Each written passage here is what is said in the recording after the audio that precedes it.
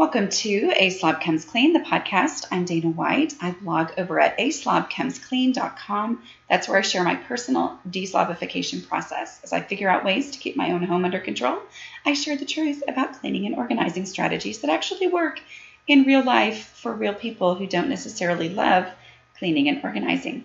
Thanks for joining me today. I am just going to brag for a minute and let you know that my book, How to Manage Your Home Without Losing Your Mind, which will be released on November 8th of 2016, which is about a week and a half away, is currently, are you ready for this? The #1 hot new release in the riveting category of home cleaning, caretaking, and relocating, which is a subcategory of home improvement and design, which is a subcategory of crafts, hobbies, and home.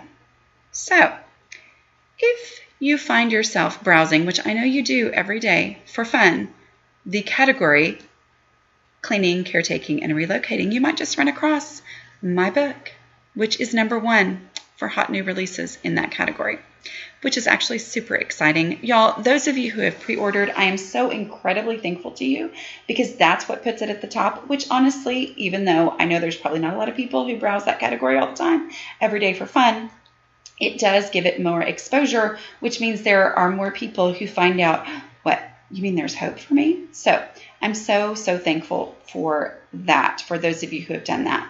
And if you have pre-ordered, please be sure that you go to my site, click on the sidebar, and get your copy of 14 Days to Opening Your Front Door to Guests, which is completely free as a pre-order bonus. So all you have to do is fill out the form there because I don't have access to pre-order information on different sites. But fill out the form there and you will get immediate access to that ebook, which goes along really well with our topic for today, and that is hospitality. Okay. I'm going to read the question that I got. Could you please do a podcast on hospitality and how you create a comfortable, relaxing atmosphere for bringing people into your home for meals and socializing? I know you've talked in the past about church groups meeting in your home, but are you comfortable bringing others who may need ministering into your home? Also, I have 3 children, ages 13, 13, and 14, and I know they want to entertain friends in our home. How can I make my home a place where everyone will feel comfortable and welcome when all I am feeling is anxious about my house? I've been in people's homes before that were messy, but they were the most friendly and gracious people I've ever met, and I felt so welcomed there. Help me get past the point where I feel like everything must be perfect in order to let people in, because really, that's not even a comfortable place to be in anyway. Okay, I think you answered your own question, because yes, you're absolutely right, and you've personally experienced it. It's all about having a place to be. When I was in college, my last, year and a half, 2 other girls and I got an apartment together. And the beauty of having an apartment was not that we could create a perfect, gorgeous home. It's like, because I was in college and because it was all just boiled down to the bare basics anyway, I just saw that the reason it was such a great thing for us to have an apartment was that we had a place to be. We just had a place to be. When there was a huge ice storm and everything in town was shut down and whatever, all our friends just came over and stayed in our apartment for like 3 days. I don't know if their heat or lights were out or whatever, but it was mostly just because it was fun. It was just a place to be. And I always think about that. I think that, and when I say that, what I mean is before we had an apartment, we would have to go to a restaurant, and which meant you had to spend money, which meant some people were in, financial issues or whatever in college. That's normal. And we always had to go find a place to hang out, which meant there was always kind of a finite end to how much time we could spend together. And we were in college and we loved spending time together. Okay. So having an apartment was just like, there's a place to be. They're just a place to hang out. And I always try to remind myself that that is the main purpose of hospitality. It's just a place to be, as opposed to impressing people. Okay, now I am going to just really quickly say that I left a little part out of your question, and that was, could you please do a podcast on hospitality and how, as a Christian, you create a comfortable, relaxing atmosphere for bringing people into your home? I have an ebook that I wrote. It's called Giving God the Worst of Me, and it's basically the spiritual side of this deslobification process for me, okay? And I'm going to give you the little short version, which is that I assumed that the spiritual side of this deslobification process was going to be God finally getting through to me on how important it was to have a perfect home. Instead, what he finally got through to me on was that he cares about my heart. The state of my home is nothing compared to my heart.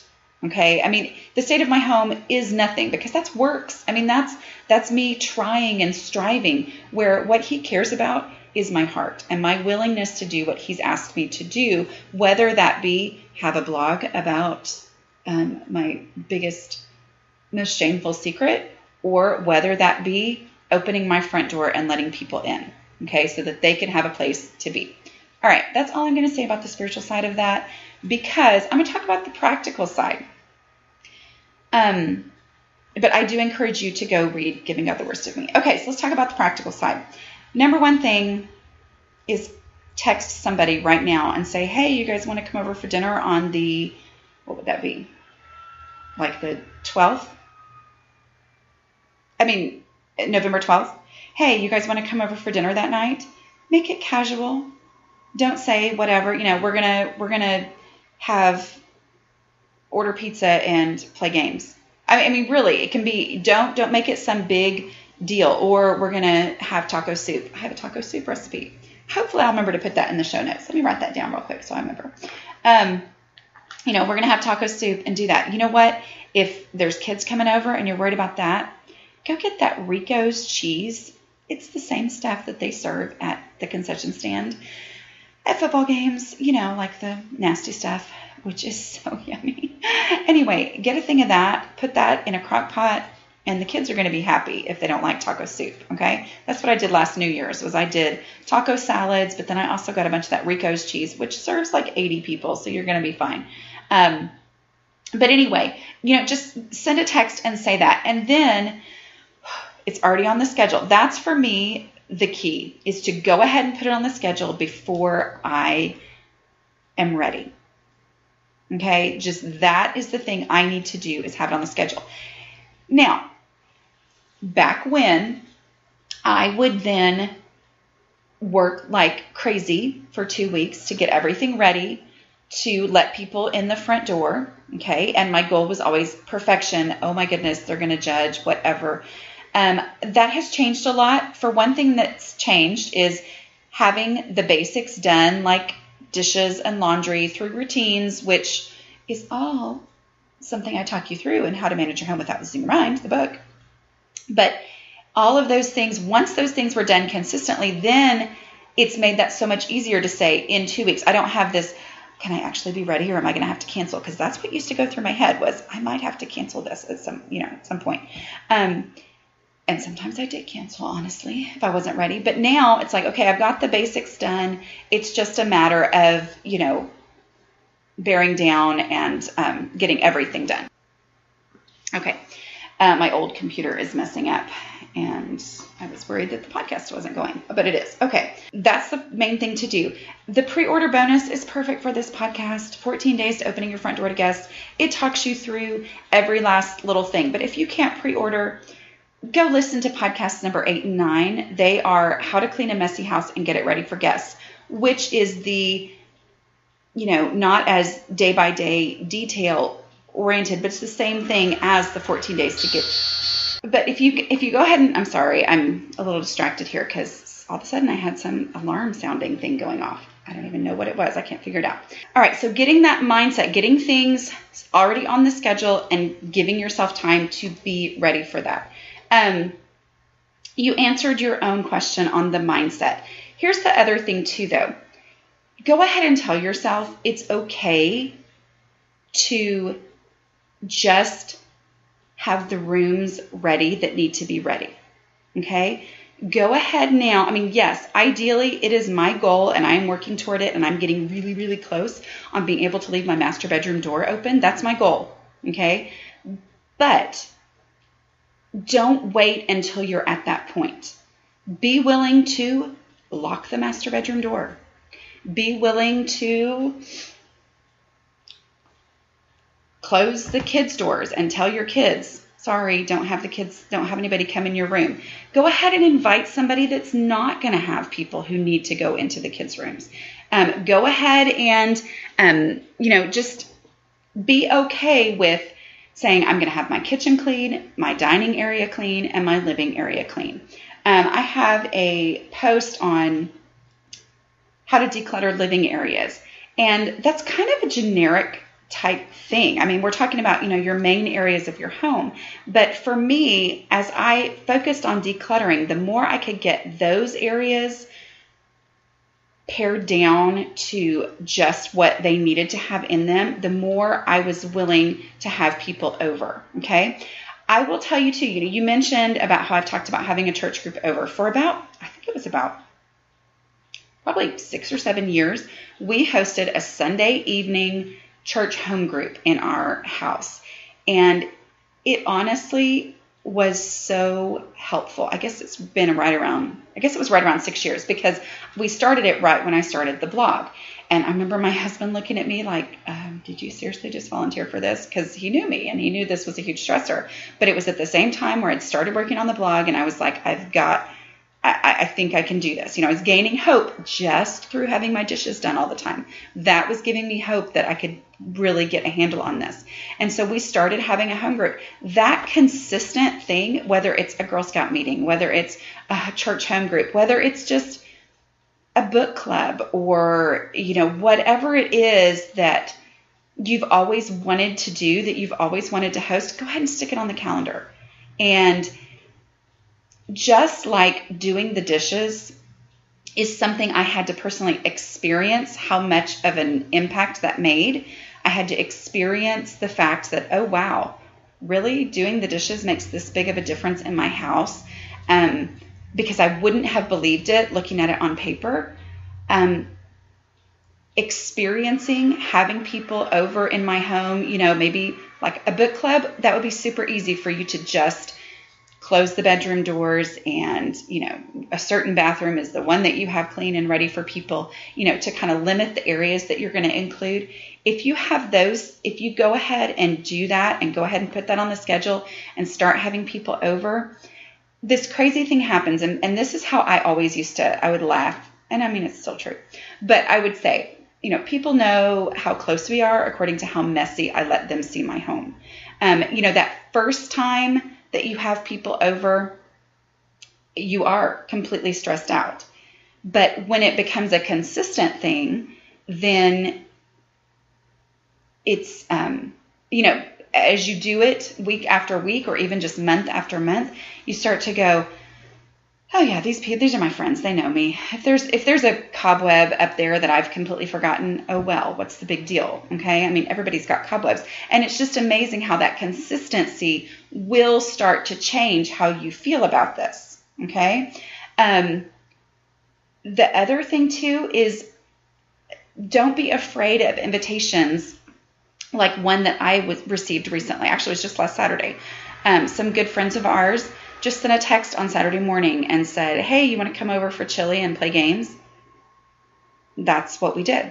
I mean, we just said sure, because we didn't have something that night. And I was like, oh, well, yeah, I wasn't thinking about doing something tonight, but sure, we'll come over and we'll do that. And so that was a great example of, if you have those days where you've been keeping up with your daily stuff, and then Saturday morning, you just kind of are like, you know what? We don't really have a lot going on today. Okay, I'm going to really clean up the living area and the kitchen. Send a text and say, hey, you guys want to come over right now? And I find sometimes that with certain people tends to work better, because when we try to schedule something in advance, it doesn't necessarily work. But when we say, hey, are you guys available right now? Sometimes they'll say no, and sometimes they say yes. And we end up getting to spend time with these people that we love but don't see all the time. And the more that you do that, the more you are able to, it just kind of works that muscle, and it just kind of changes your perspective as you go ahead and have people in your home. But like I said, you answered your own question, okay? You have experienced how it feels for people to be friendly and gracious and have you in their home, okay? Focus on the friendly and gracious. Say, that is what my goal is going to be. My goal is going to be to give them some good food. And it's not even going to be fancy food. It's going to be a bowl of taco soup. Okay? Because guess what? People love taco soup. They do. And sometimes they like that more than the stuff that you spend hours and hours and hours working on. Okay? All right. I have had to restart this podcast multiple times because my computer's had issues and all this kind of stuff. So I'm a little worried that I'm saying the same thing over. Okay. Living areas, focus on that. Other things too, right now it's fall in Texas, which honestly is the best time of the year in Texas because it's not super hot. And this is like the best time for us to be grilling out here. It's perfectly fine to do that. Let's say your backyard is the place where that's where, you feel comfortable having people in that. Go ahead and do that. Make that a Saturday. We worked out in the yard all day, so hey, let's have some people over for burgers or whatever. The great thing about the backyard is kids love to play outside, and they, you can sit at the table and the kids can play outside, and the majority of people's time is going to be spent outside.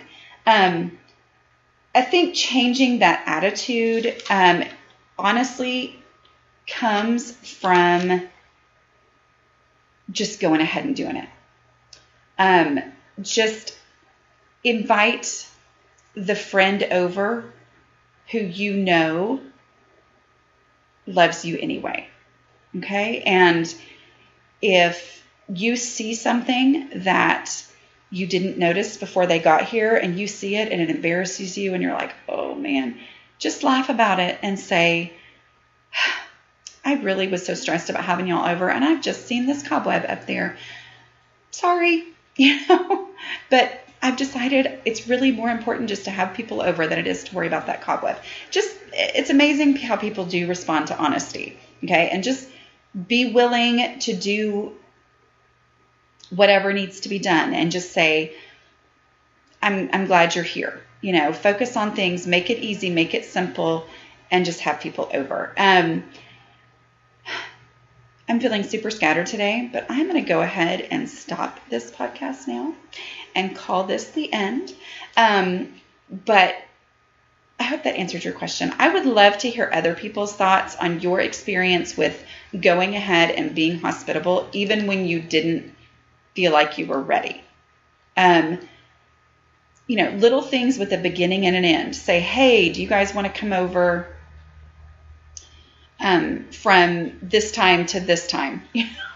Hey, why don't y'all come over from 6 to 8? Sometimes that helps a little bit for you to just kind of go, okay, it's just 2 hours. I've just got to be ready for those 2 hours, or, whatever it is. Go ahead, invite people over, or clean tomorrow and be willing to send a text and do a spur of the moment. Hey, you guys come over for dinner tonight, or whatever. Put something in the crock pot. Tortilla soup also is like my absolute favorite.